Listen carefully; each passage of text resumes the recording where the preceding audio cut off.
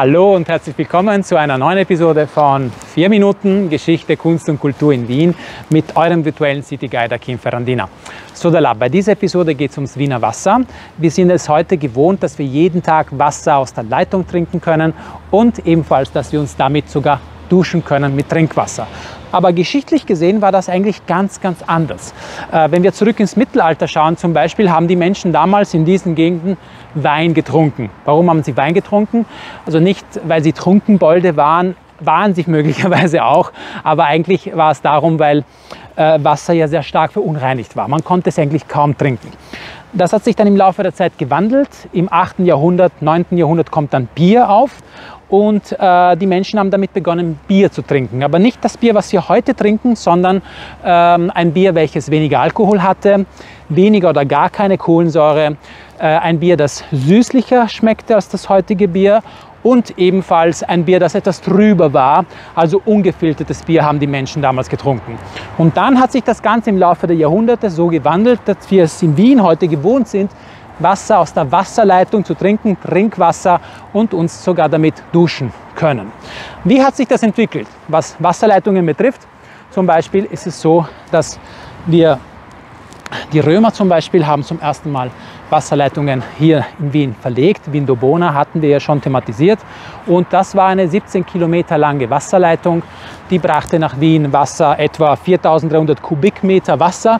Das ist ein Würfel, kann man sich vorstellen, 16,5 Meter hoch.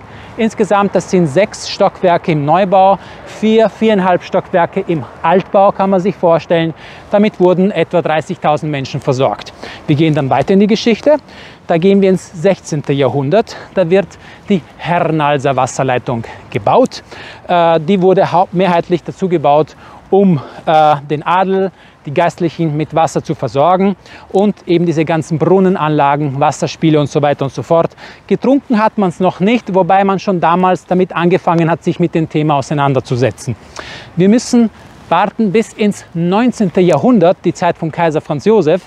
Da wird nämlich 1873 die erste Wiener Hochquellwasserleitung gebaut.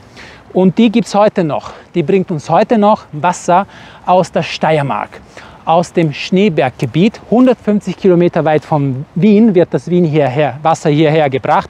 Jeden Tag 220.000 Kubikmeter Wasser kann diese Leitung nach Wien bringen. Wie viel ist denn das? Ein Würfel hoch 60 Meter in etwa.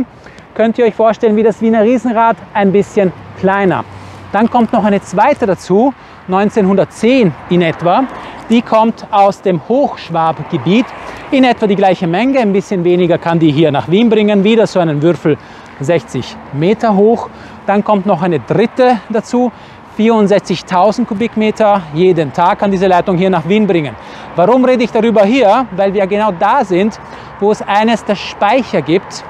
32 gibt es insgesamt, soweit mir bekannt. Da hinten, seht ihr das?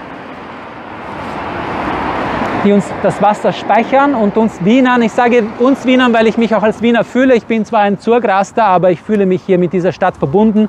Und die garantieren uns, dass wir jeden Tag frisches Hochquellwasser in Wien trinken können und dass wir uns sogar damit duschen können.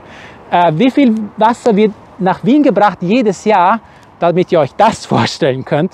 Einen Würfel hoch, 550 Meter in etwa.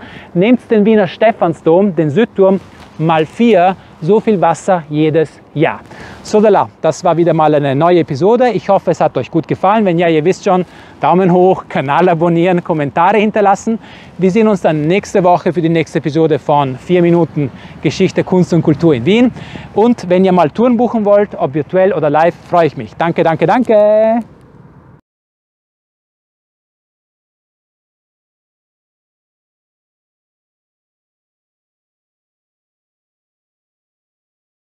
Und uns auch damit, also Wasser zu trinken, was war kein, nein, wurde gelegt worden ist, das war nicht gut. Wasser, vorher möchte ich kurz mal geschichtlich was erzählen, dass ich nicht gegen den Baum stoße. Klappe, die 18. glaube ich, wir klappen das, ja. Wir klappen das. So ist, aber wenn wir zurück in die Geschichte schauen, kommt immer Blödsinn raus. Sich vorstellen, Sticker, da musst du mich vorher informieren, weil wir es immer schaffen werden. Ja!